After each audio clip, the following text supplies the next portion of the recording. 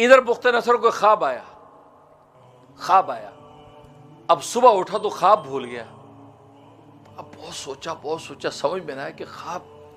اس نے اپنے ارباب امور کو بلایا جو معبرین کاہن نجومی تھے، کہا میں نے ایک خواب دیکھا ہے۔ کیا خواب ہے وہ کہتے جی دیکھا آپ نے، ہمیں کیا پتا۔ کہا کہ نہیں، خواب بتاؤ، تعبیر بھی بتاؤ، ورنہ تمہارے سروں کو مینار بنا دو۔ اب بادشاہ ظالم لوگ تو ایسے ہی ہوتے ہیں، وہ پریشان ہو گئے، یہ اچھا بھائی خواب بھی بتاؤ تعبیر بھی بتاؤ۔ اب شہر کے اندر ہل چل بچ گئی کہ بھائی یہ تو عجیب بادشاہ نے خواب دیکھا ہے، خواب بھی بتاؤ اور تعبیر بھی بتاؤ۔ اب پریشان، تو یہ بات جیل تک بھی پہنچی جہاں پر حضرت دانیال علیہ السلام گرفتار تھے۔ حضرت دانیال تک جب بات پہنچی تو انہوں نے سپرینٹینڈنٹ جیل سے کہا کہ بات سنا تمہارے بادشاہ نے خواب دیکھا ہے؟ کہا کہ ہاں۔ اور وہ پوچھا کہ خواب میں نے کیا دیکھا؟ کہا ہاں۔ کہا کہ میں بتا سکتا ہوں۔ تو وہ ہنسنے لگا کہ بھائی یہ دیکھو، اور بڑے بڑے ان کے ماہرین جو دربار میں بیٹھے ہیں ان کی ہوا اکھڑ رہی ہے، اور تو یہاں جیل میں بیٹھے کیسے بتا سکتا؟ کہتا نہیں، میں اللہ کا پیغمبر ہوں، میرا اللہ سے رابطہ ہے، میں اللہ سے پتہ کر کے بتا دوں گا۔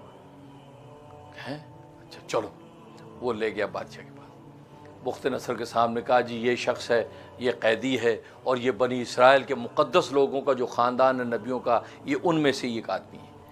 یہ کہتا ہے میں تمہیں خواب بتا دوں گا اور تعبیر بھی۔ کہا کہ اچھا بتاؤ کیا خواب دیکھا؟ اب حضرت دانیال علیہ السلام فرمایا کہ خواب تم نے یہ دیکھا کہ تم نے ایک بت دیکھا، بت، اتنا بڑا بت جو زمین سے آسمان کے احاطے میں پھیلا ہوا ہے،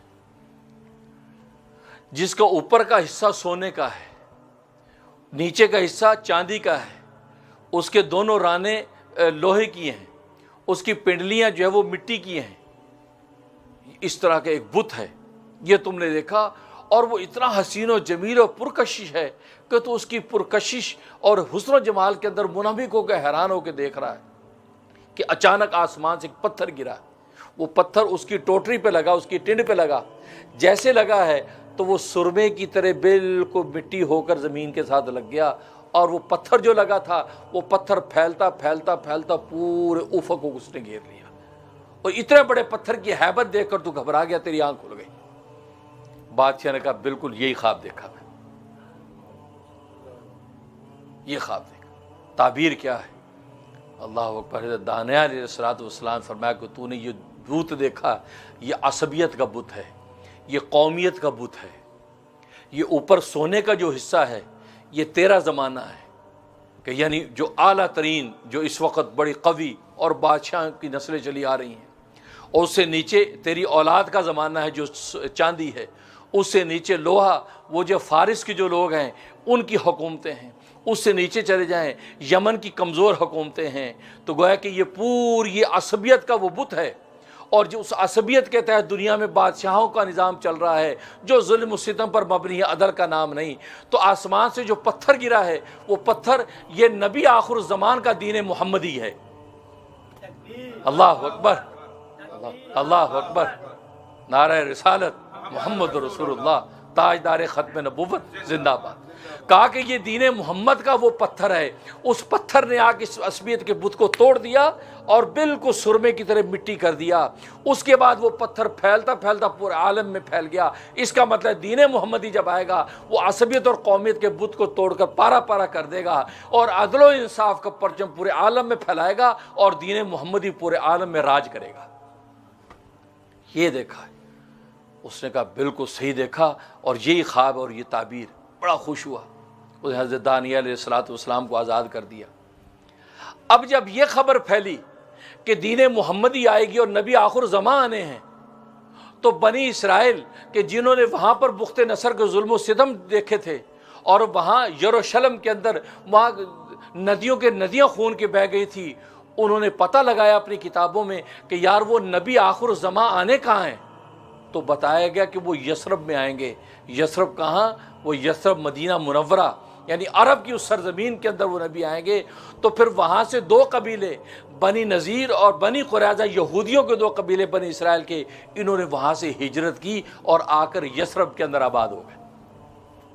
وہاں آ کر انتظار کرنے لگے کہ وہ نبی آخر الزمان آئے گا، ورنہ ظلم کی حالت یہ ہم پر ظلم کی چکی چلی ہے تو ہمارے لاکھوں انسان جب وہ ذبح ہو گئے۔ ایک روایت میں لکھا کہ 6 لاکھ بنی اسرائیل جو ہے وہ شہید کیے گئے، اور اس وقت شہید کیے گئے، اسے مسلمان تھے وہ قتل کیے گئے، ان کی خون کی ندیاں بہہ گئی ہیں اور وہ ان کو کوئی راستہ نہیں مل رہا ہے۔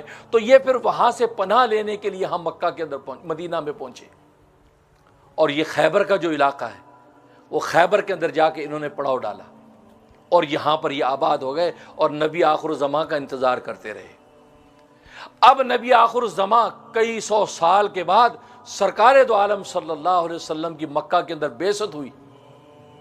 اب یہ مدینہ کے اندر اپنی چودراہٹ پکڑ چکے تھے، کیونکہ یہ اپنے آپ کو نبیوں کے اولادیں کہتے تھے اور یہ اپنے آپ کو دین حق پر قائم سمجھتے تھے۔ تو مدینہ کے جو لوگ تھے، مدینہ کے جو انصار، ان کی بڑی عزت کرتے، ان کو مقتدی اور امام مانتے تھے۔ ان کو اب یہ گوارا نہیں ہو رہا تھا کہ یار یہ نبی مکہ میں کون آ گیا ہے۔